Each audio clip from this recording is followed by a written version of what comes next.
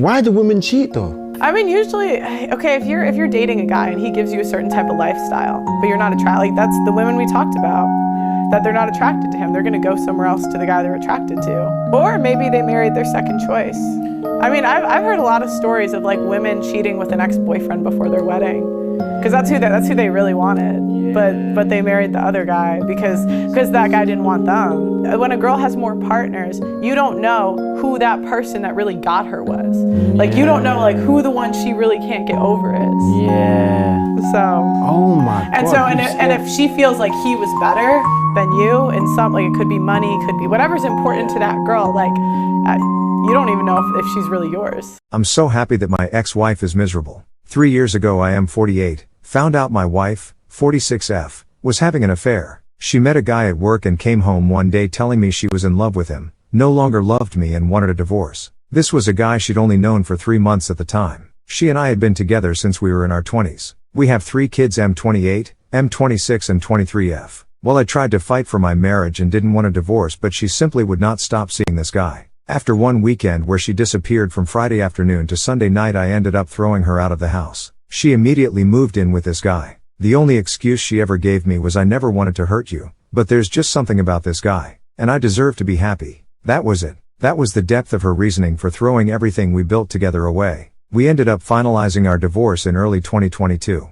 Although I had very hard feelings toward her, I faked it enough to get pretty favorable divorce terms from her. It seemed she was so eager to be with her dream man that she didn't have time for a long divorce. So in the end I got to keep my pension and the house, which I had bought from my grandmother. I did have to give her half of my 401k, however. The effect on our kids was pretty devastating. All 3 of them took it very hard. My oldest son told her that if she chose this man he'd never have a relationship with her again. As of right now, neither of our sons has a relationship with their mother. Our daughter does talk to her from time to time, but their relationship is very strained to say the least. My daughter is a very kind person and she tries, but she usually ends her conversations with her mother even more upset than when they started. About 4 months after the divorce, my ex contacted me out of the blue. She told me she had made a terrible mistake and asked if she could come home. Her dream man turned out to be an alcoholic who she says is verbally abusive and wasted all of her money. I used this opportunity to tell her exactly what I thought of her as a person, a wife and a mother. I told her this was her life now and to deal with it. I told her she no longer had a home at this house and to never contact me again.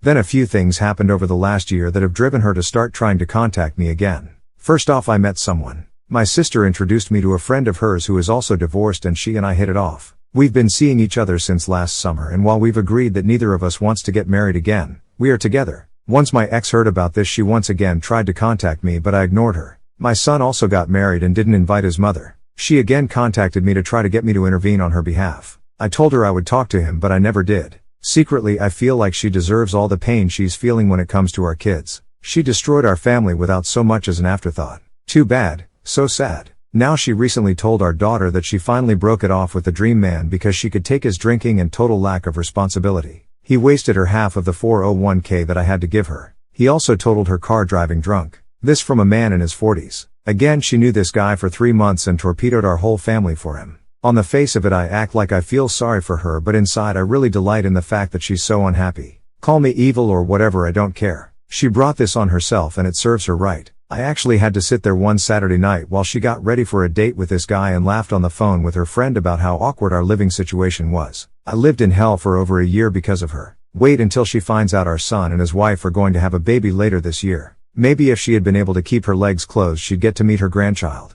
Enjoy your shitty 1-bedroom apartment and your broken down used car. Me and my new partner will think of you when we're on vacation in Hawaii this summer. Hawaii was the trip my ex and I always planned to take once our daughter finished college. Maybe I'll send her pictures.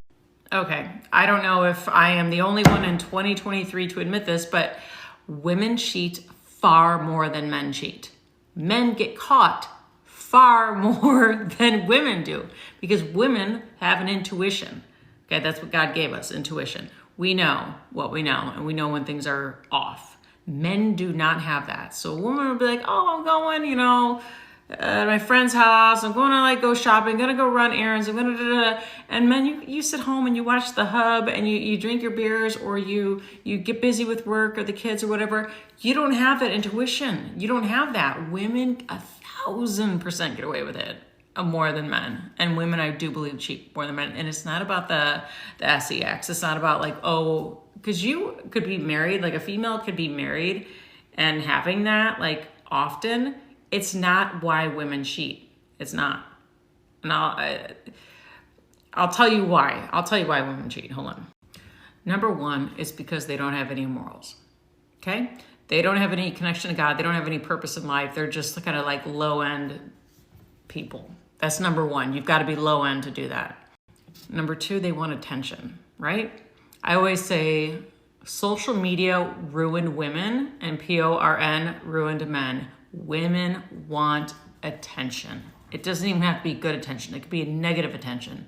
So if a guy that's little tiny teensy bit younger or teensy bit wealthier, teensy bit better looking than her husband, and he wants to sleep with her, she thinks that's some sort of flex. Like, that's not a flex. Like, he'll sleep with anybody. Like a guy will sleep with anybody.